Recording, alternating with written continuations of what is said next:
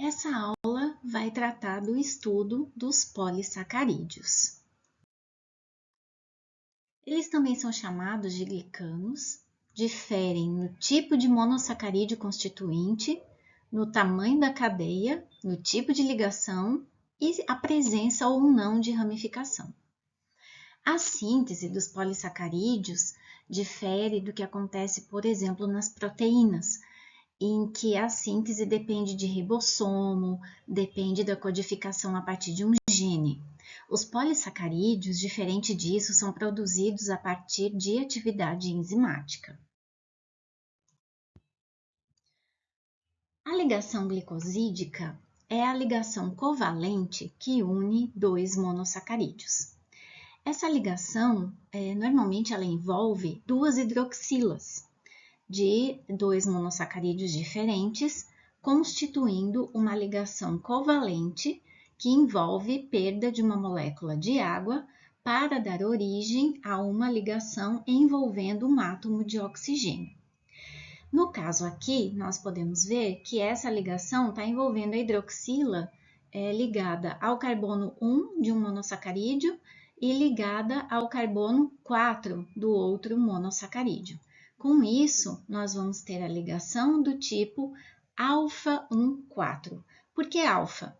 Porque a molécula da esquerda, ela é uma alfa-D-glicose. Por que alfa-D-glicose? Porque quando fechou o anel no carbono anomérico, a hidroxila ficou voltada para o lado de baixo do anel, dando origem à forma alfa. Então, quando essa forma alfa liga-se a outro monossacarídeo, o tipo de ligação formada é a ligação do tipo alfa.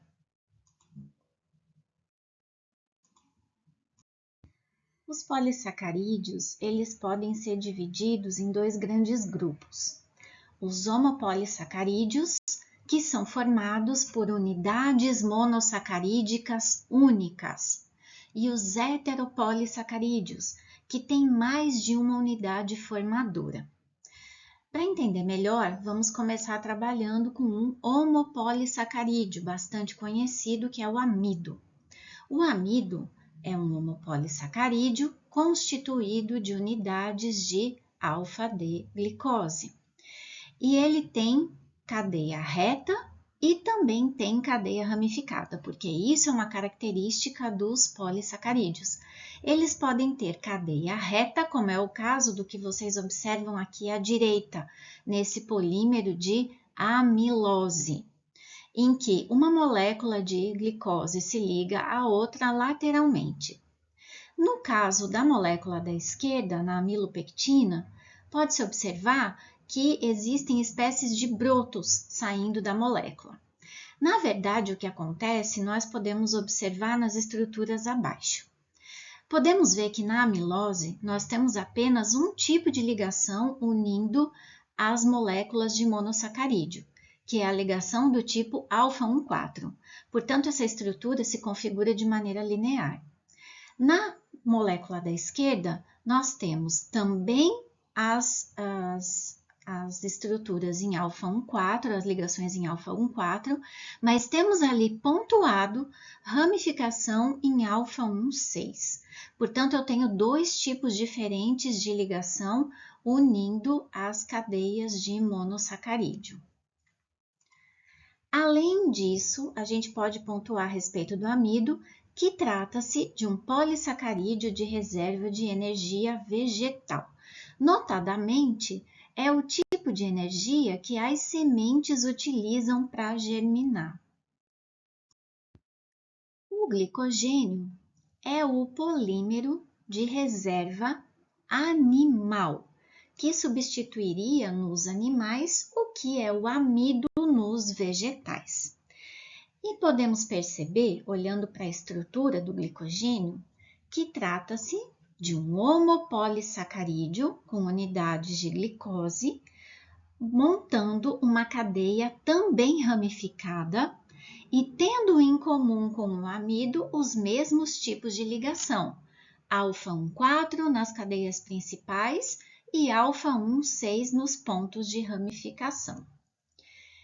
O glicogênio ele é uma importante uma importante reserva de energia no músculo e no fígado. E essa reserva do fígado é utilizada em períodos de jejum. Agora perceba que o glicogênio tem múltiplos pontos de finalização da cadeia, né? Por ser uma cadeia altamente ramificada. E qual seria a grande vantagem dessa molécula ser altamente ramificada? O fato é o seguinte: quando o organismo entra em situações em que há demanda de liberação de glicose, o que vai acontecer? Essas moléculas de glicose vão sendo retiradas do glicogênio para serem disponibilizadas na circulação. Mas isso não acontece de qualquer jeito. Isso acontece a partir da atividade de uma enzima. E essa enzima só consegue atuar no glicogênio a partir das pontas. Então, essa é a importância da molécula ser altamente ramificada, porque isso aumenta a eficiência com que as moléculas de glicose conseguem ser liberadas a partir dos estoques de glicogênio.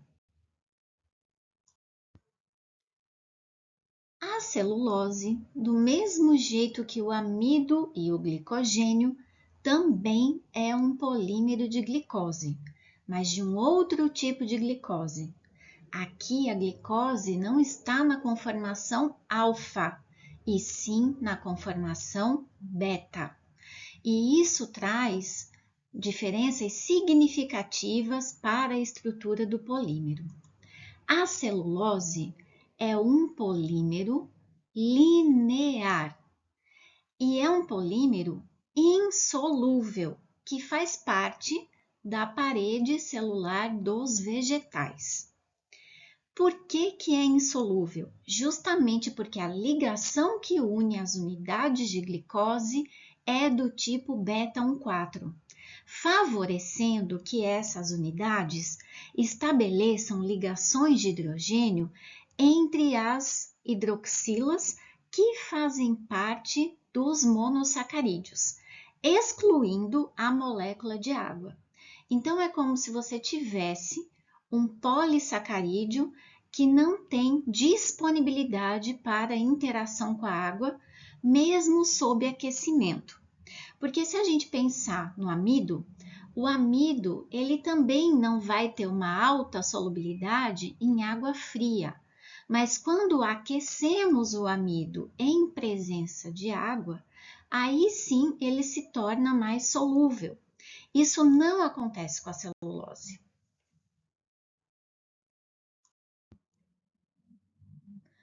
Agora nós vamos falar dos heteropolissacarídeos, que são aqueles polissacarídeos constituídos de mais de uma unidade monossacarídica. Vamos começar falando dos glicosaminoglicanos, que são polímeros lineares compostos de unidades disacarídicas. O que são disacarídicas? Que tem 2 monossacarídeos repetidos. Eles ocorrem apenas em animais e bactérias.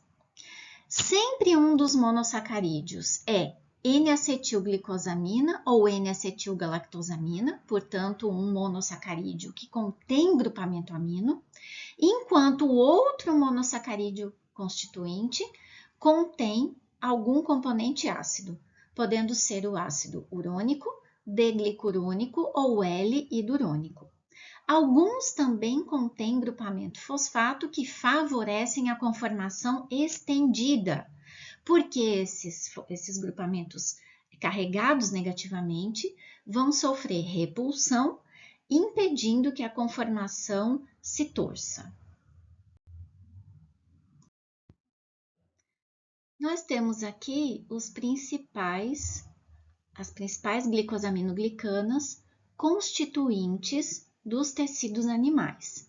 Então, nós temos o ácido hialurônico, condroitinsulfato e o queratansulfato, que são constituídas por diferentes duplas de monossacarídeos, conforme falamos no slide anterior. Eles fazem parte, basicamente, da matriz extracelular de diferentes tipos de estruturas e tecidos.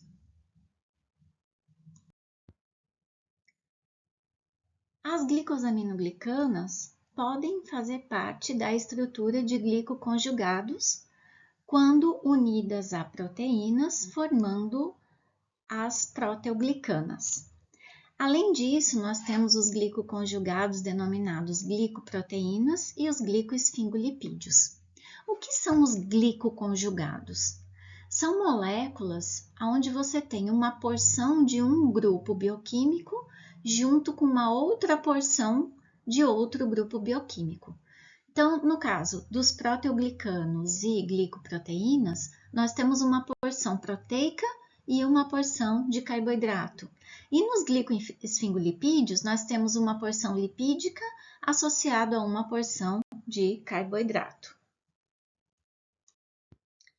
Aqui nós temos imagem de glicoproteína, proteoglicana e glicoesfingolipídios, mostrando os 3 tipos de glicoconjugados associados a uma membrana biológica.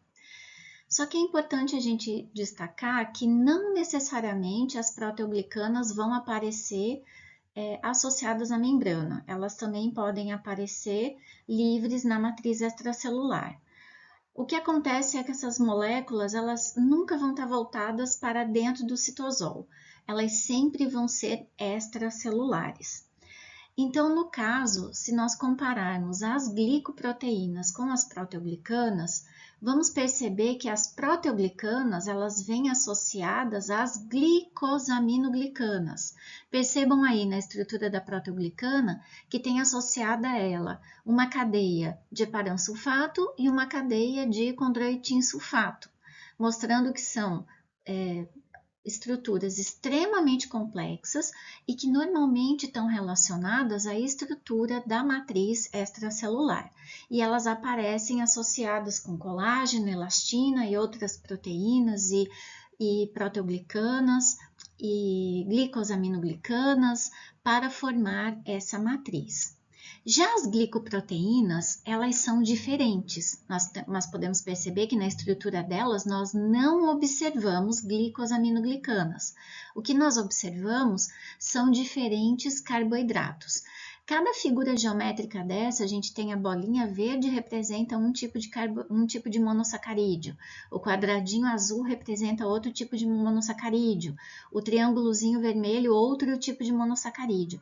Então, nós podemos perceber que são estruturas bem mais heterogêneas na composição monossacarídica, e essa composição heterogênea não é por acaso.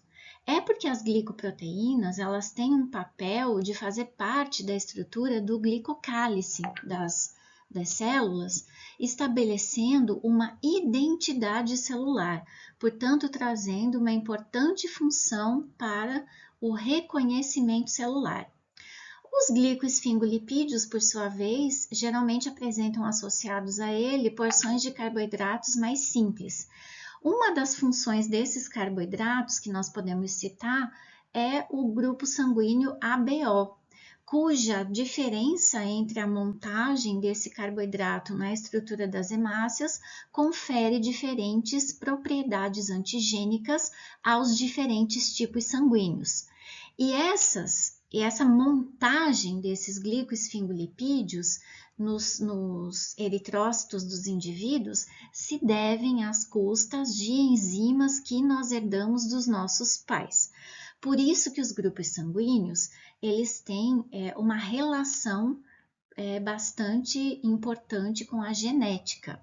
Mas o que determina os grupos sanguíneos, apesar de ser a função, a atividade dessas enzimas, de fato é essa montagem oligosacarídica, porque são poucos monossacarídeos que tem ali, então a gente não pode dizer que é um polissacarídeo, e sim oligosacarídeo, que constitui a membrana do eritrócito do indivíduo.